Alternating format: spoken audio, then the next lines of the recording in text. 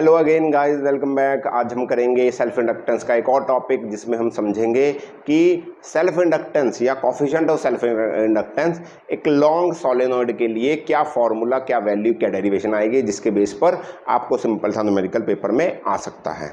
तो वो क्या कहता है, सेल्फ सोलेनॉइड होता है ऐसा, बहुत सारे कॉइल्स होते हैं लपेट रखे, तुम्हें याद होगा। तो मैं मान लेता हूँ ये जो सोलेनॉइड है इसकी लेंथ है L। मैं मान लेता हूँ लेंथ ऑफ सोलेनॉइड कितनी है, लेंथ ऑफ सोलेनॉइड लेट कर ली L। टोटल टर्न्स कितने हैं सोलेनॉइड में, टोटल टर्न्स हैं N। Radius of each solenoid, radius of each coil, एक कॉइल का रेडियस है R। और नंबर ऑफ टर्न्स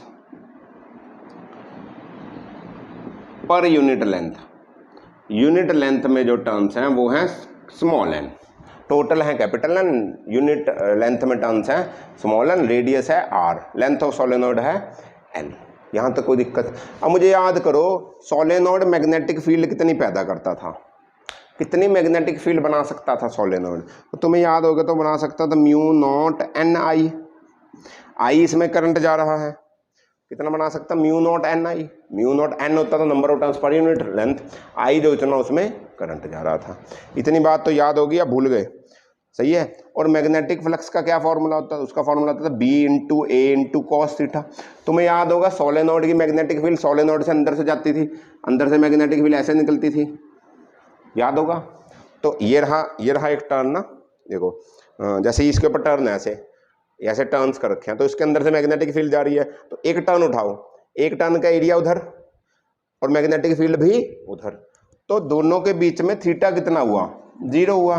तो मैं फाई बी को क्या लिख सकता हूँ, b इंटू ए लिख दूँ, क्योंकि cos 0 तो 1 होता है, cos 0 कितना होता है, 1 होता है। तो b की वैल्यू कितनी रही, mu not N I. b कितना है, mu not N into I into A कितना हुआ, एक कॉइल का एरिया था, रेडियस था r, तो एक कॉइल का एरिया कितना हुआ, pi R square, pi R square. ये तो एक कॉइल का फ्लक्स आया, मेरे पास तो n नंबर ऑफ कॉइल्स हैं, तो टोटल फ्लक्स कितना होगा, वो होगा n इंटू फाइव बी। ये तो एक कॉइल का हुआ ना, ये तो एक कॉइल का हुआ मैग्नेटिक फ्लक्स, मेरे पास तो टोटल है n, तो टोटल फ्लक्स कितना हो, ये क्या है टोटल फ्लक्स, मैग्नेटिक फ्लक्स कितना हुआ, n इंटू फाइव बी। तो मैं टोटल फ्लक्स निकाल लूँ तो n इंटू फाइव बी करूँगा, तो कितना हो जाएगा, n रहा into mu not N I into pi R का स्क्वायर, इंटू पाई आर का स्क्वायर। सही है जी।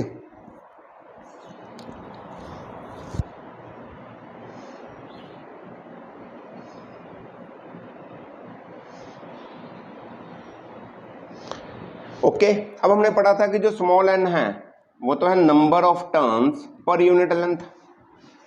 स्मॉल n क्या था, number of turns, total number of turns per unit length. तो n कितना हो जाएगा, n हो जाएगा n इंटू एल। तो इसकी वैल्यू उठाकर यहाँ पुट कर दो, इसकी वैल्यू यहाँ n में पुट करो, मैं यहाँ पुट करता हूँ, तो कितना है, phi T is equal to n को लिखो n L mu not n I pi R square, pi R square. हमने पिछले लेक्चर में किया था कि जो फाई टी होता था वो l इंटू आई होता था, किया नहीं था। Phi T directly proportional to current, तो करंट से प्रोपोर्शनलिटी के साइन हटाकर कोफिशिएंट ऑफ सेल्फ इंडक्टेंस आ गया था। तो मैं फाई टी की जगह एल इंटू आई रख दूं, तो L I into L into mu not into N into I into pi into R into square. इस आई से ये आई को काट दो, तो एल की वैल्यू कितनी आई, एल की वैल्यू कितनी, एन और एन का स्क्वायर हो गया, एन का स्क्वायर, एल म्यू नॉट भी है एक, और क्या बचा, पाई और आर का स्क्वायर, और भी किसी का स्क्वायर बचता है, एन का स्क्वायर हो गया और आर का स्क्वायर। ये आया लॉन्ग सोलेनॉइड के लिए कोफिशिएंट ऑफ सेल्फ इंडक्टेंस। कितनी आई value, mu not N square pi L R square, where N is equal to number of turns per unit length, L is equal to length of the solenoid, pi a constant, R is equal to radius of each coil, जो कि same ही होंगे, coil में radius same change नहीं होता।